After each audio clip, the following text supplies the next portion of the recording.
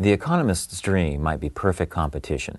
There are many firms producing identical products at the lowest possible price. That scenario results in the maximization of social welfare. But the economist's nightmare might be monopoly. That's where there's just a single seller of a good for which there are no close substitutes. Under perfect competition, consumers rule, but under monopoly, the producer rules.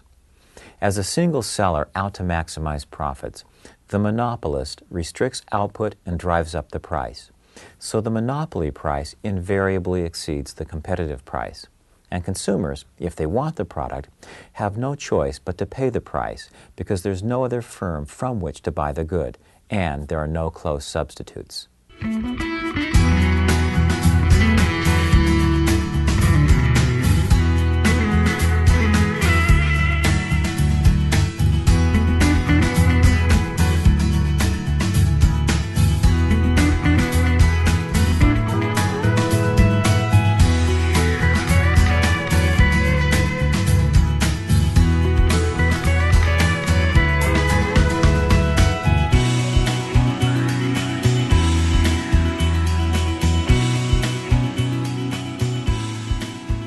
Segment, we're interested in addressing a number of questions.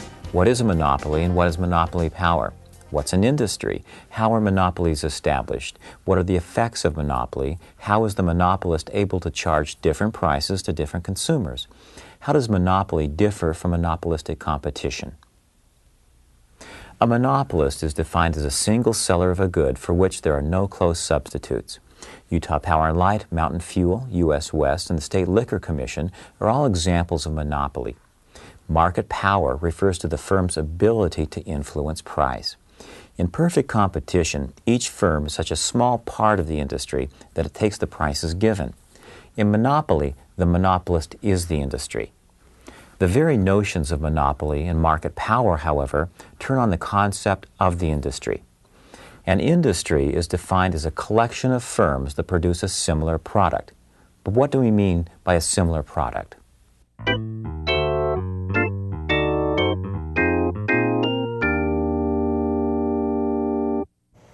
We usually think about products as being well defined, but it's really better to think about them in a broader context.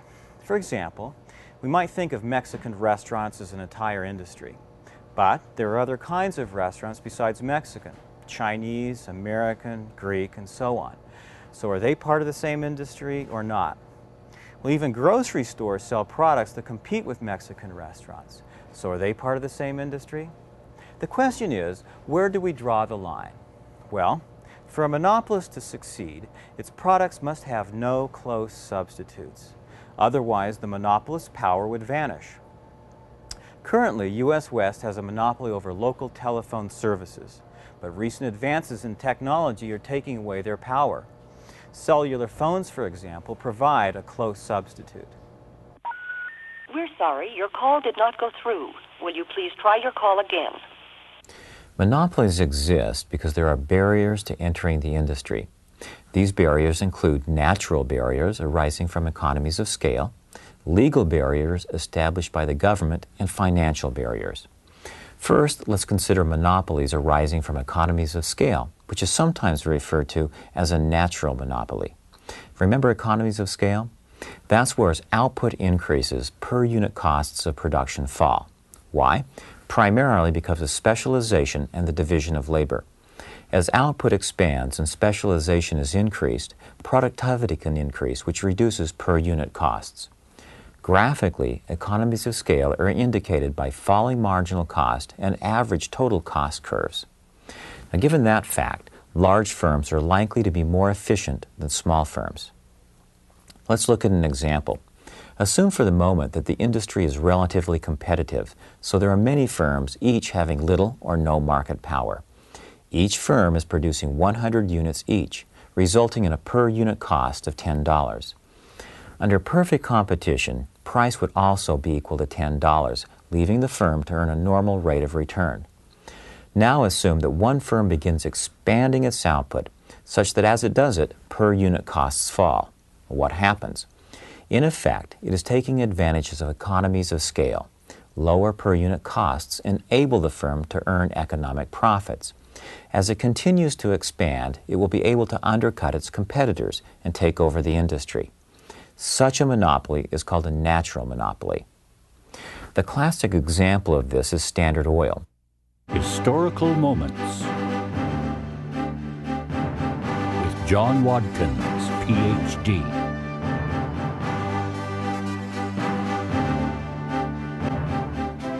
The Standard Oil Company was founded by John D. Rockefeller in June 1870. From its beginning, the company's refinery had more capacity than its competitors. Such capacity enabled Rockefeller to demand a rebate from the railroads on the oil he shipped or lose his business. The resulting profits were plowed back into the firm. Rockefeller cut costs by reducing dividends, building his own barrels, and buying his own tank cars. Running oil at 60 cars a day, Rockefeller reduced freight time from Cleveland to New York from 30 days to 10 days. Standard Oil Company became so big that Rockefeller demanded the railroads pay him a kickback on the oil shipped by his competitors. The railroads agreed. Rockefeller was ruthless in his business dealings. Ida Tarbell, author of The History of the Standard Oil Company, observed that if a rival lowered its price below that of Standard Oil Company, Rockefeller did not hesitate to consider the lower price a declaration of war, and to drop its prices and keep them down until the rival is out of the way. The price then goes back to the former figure or higher. The Standard Oil Company became the first modern monopoly with extraordinary power at a time of no taxes or regulation. As a result of Rockefeller's abuses, bribing politicians, paying off judges, and destroying the property of his competitors, Congress created the Interstate Commerce Commission to ensure fairness in transportation. Natural monopolies come into existence because of favorable methods of production that can lead to lower costs. The second method which gives rise to monopoly is related to economies of scale, but has nothing to do with markets. Instead, it's through government intervention. Governments can create monopolies by establishing legal barriers that prevent other firms from entering the market. This might be accomplished in several ways. First, governments may sanction monopolies directly. The post office, for example, is a monopoly established by the Constitution to deliver mail. United Parcel Service, Federal Express, and other firms may deliver packages, but only the U.S. Post Office can deliver mail. Locally, U.S. West, Utah Power and Light, and Mountain Fuel are monopolies sanctioned and regulated by the government. The argument in favor of established monopolized industries is based on the idea that certain economies of scale in certain industries serve the public interest. Smaller, competitive firms would be unable to take advantage of such economies. Here's an example from U.S. economic history. At the turn of the century, several companies produced and distributed electricity. Each company had its own transmission lines and its own poles. As a result, costs were higher than had there been one set of transmission lines. Industries such as electricity, local phone service, water, and so on lend themselves to monopoly. By having a single transmission line, such companies can reduce the per-unit costs as output expands. One pole, one set of transmission lines are all that are needed. On the other hand, without competition, what prevents such firms from overcharging the public? That question relates to government regulation, which we'll talk about a bit later.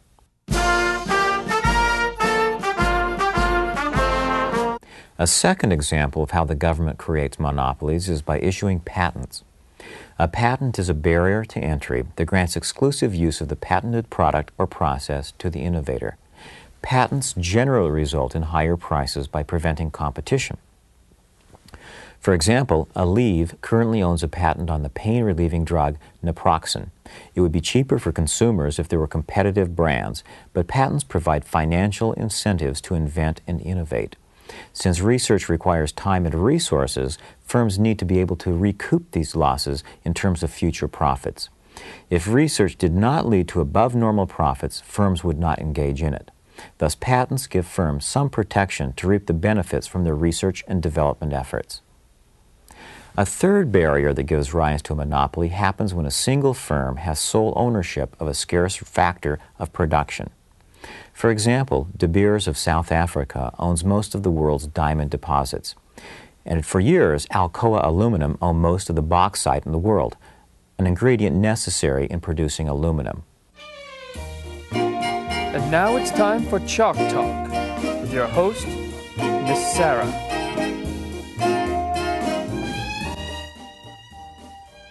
Now we're going to look at profits under a monopoly.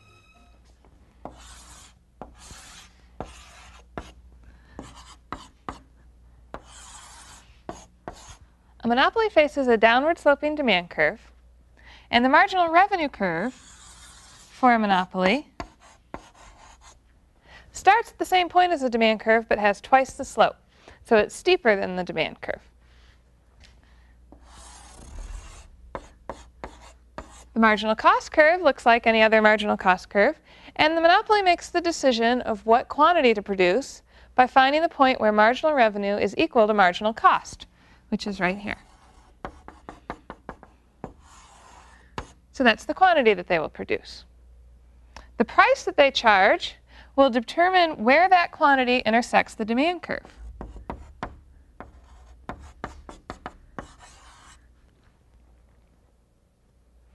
The profits that a monopoly make depend on the average cost curve.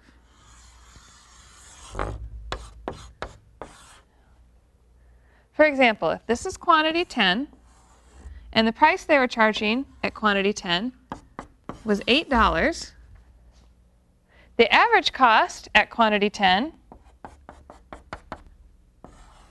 was $6, then the profit that the monopoly make would be 8 minus 6 times 10, or price minus average cost times quantity. So in this case, profit is 20. In a perfectly competitive market, firms are price takers because the demand curve facing an individual firm is perfectly elastic. The firm can sell as much as it wants without affecting price. It's such a small part of the market that despite increasing output, price remains unaffected, so marginal revenue equals price, or what we call average revenue.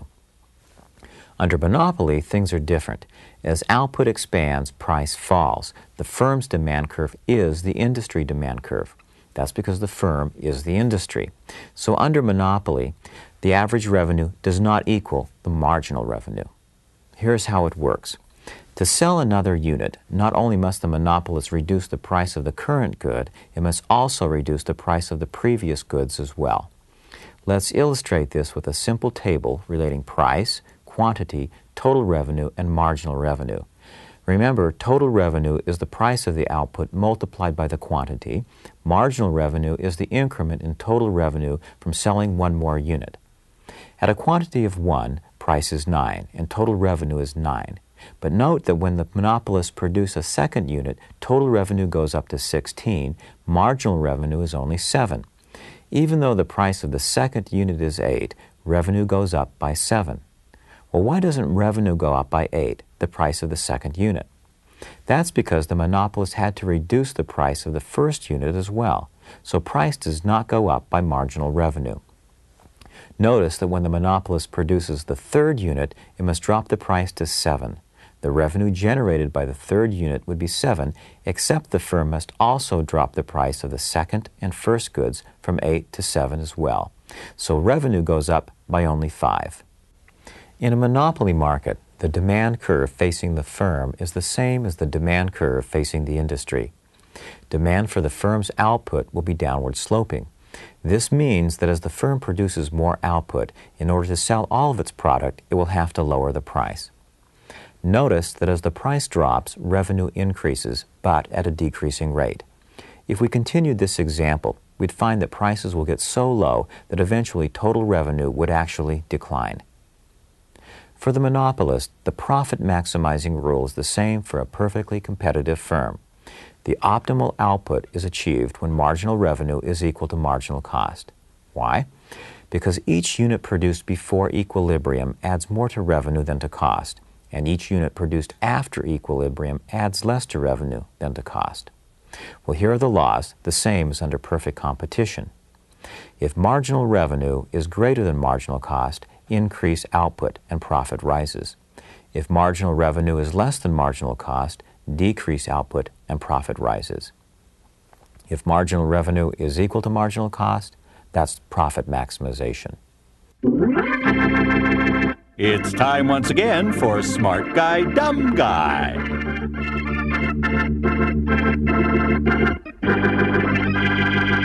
Hey man, I don't get this at all. I mean, what are all these terms this guy's laying on me? Marginal revenue, average revenue, marginal cost? I don't know. Oh, come on, you remember? In perfect competition, you studied MCMR. Oh yeah, my burger thing. No, it's profit maximizing rule. The firm maximizes profits where marginal cost equals marginal revenue. Oh yeah, under perfect competition, marginal cost equals marginal revenue, which is price. I know that. Amazing. But why doesn't this happen in a monopoly? Well, what is a monopolist? A single seller. Right. So a monopolist is the industry. So what kind of demand curve does he confront? That would be your downward sloping curve. Right again. So to sell one more unit, what does a monopolist have to do? Try harder. No. Lower price. Right, we're on a roll. So Yeah. what will happen to marginal revenue? You remember the revenue generated from one more unit. Marginal revenue would have to fall. Hey, I get it. I mean, so where marginal revenue equals marginal costs, that'll be less than price. Right on. Man, this is scary. I'm actually starting to get this. Yeah, it happens. Okay, marginal cost is the cost of producing one more unit. Marginal revenue is the revenue from one more unit. Oh yeah, I remember. Those ski boards I bought only cost me $100, but I can sell them for well over 300 schmoles, man. You've got it. Yeah. What's average revenue? Oh, average revenue is just price. Oh, gee, like calling it price would be too hard. Under perfect competition, price is equal to marginal cost, which is equal to marginal revenue. But under monopoly, price exceeds marginal revenue. Let's illustrate this graphically. A firm maximizes profits at that output where marginal revenue equals marginal cost. It sets price at that point on the demand curve above the profit maximizing output. The firm charges P sub M. Notice profits are indicated by the rectangle PM minus MC times QM. These are referred to as monopoly profits since they result from the firm's ability to charge a price higher than the marginal cost of production. The key factor is that the firm has an incentive to restrict production in order to receive a higher price. The firm does not have a fixed supply curve because the amount they supply is in part dependent on demand for their product. Economists use the perfectly competitive model to evaluate market structures. Recall that perfect competition maximizes the welfare of society at the competitive price. That's the intersection of supply and demand. Remember also from the discussion of individual choice that the demand curve is simply the marginal utility curve. Moreover, the market demand curve is the horizontal summation of all individual demand curves. The market demand curve, then, can be interpreted as a marginal benefit curve, the benefit to society of producing one more unit. The marginal benefit of one more unit is represented on the graph by the vertical distance between the horizontal axis and the demand curve. The total area underneath the demand curve up to the quantity produced represents the total benefits, social welfare, of producing up to that point. Similarly, the supply curve represents the marginal cost to society, the cost to society in terms of land, labor, and capital to produce one more unit. The marginal cost to society is represented by the vertical distance between the horizontal axis and the supply curve. The total area underneath the supply curve up to the quantity that is produced represents the total cost to society of production up to that point. Moving from a quantity of 0 to equilibrium indicated by point E, we can demonstrate that the equilibrium price maximizes social welfare. For each unit produced to the left of equilibrium, marginal benefit exceeds marginal cost.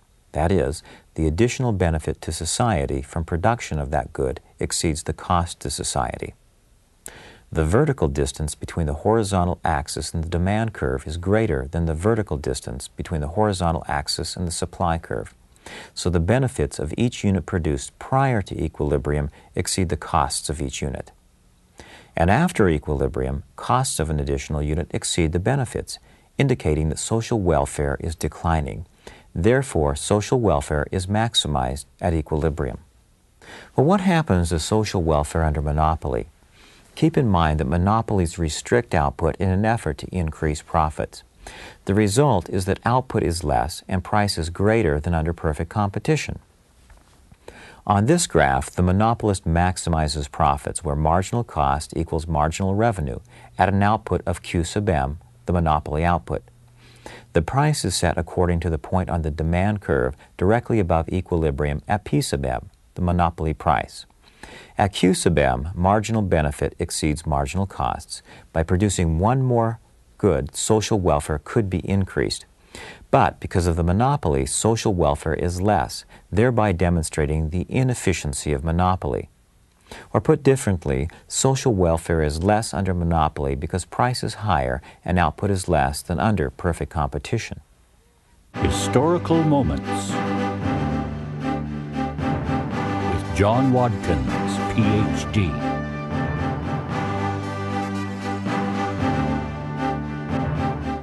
Joseph Schumpeter has a different view of monopoly. Monopoly profits are the rewards for successful innovation, and not even the monopolist that is the most profitable, or has endured the longest, or has the most assets, is immune from competition. Instead of competing based on price, Schumpeter argues that firms compete based on innovations. No firm, not even a monopolist, is insulated from what Schumpeter calls the winds of creative destruction. A new innovation, new technologies, new techniques, new ways of doing things can easily blow a monopolist away. In the 19th century, the canal owners in New England had a virtual monopoly on transportation. Roads were filled with ruts and frequently muddy, making the transportation of heavy bundles difficult at best. The canal owners made exorbitant profits. The introduction of the railroads effectively broke the monopoly of the canal owners. 20 years ago, AT&T had a monopoly on communication. The demise of AT&T's monopoly stemmed less from the antitrust suit than from new technologies. IBM dominated the PC market in the 1980s, only to lose its dominant position to Microsoft. What does this mean for monopolies? Don't worry, the market will take care of them through competition from new technologies. Besides, monopoly profits are the reward for successful innovations. Monopoly profits are the price society pays for the successful innovations that it enjoys. Take away the profits, and you remove the entrepreneur's incentive to innovate. We're sorry. You have reached a number that has been disconnected or is no longer in service.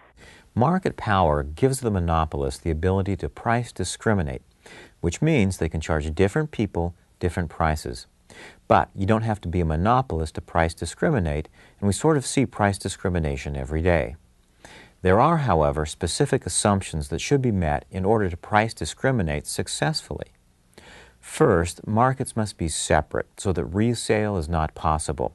If the purchaser could resell the product for more money, the advantage to the firm of price discrimination would be quickly lost.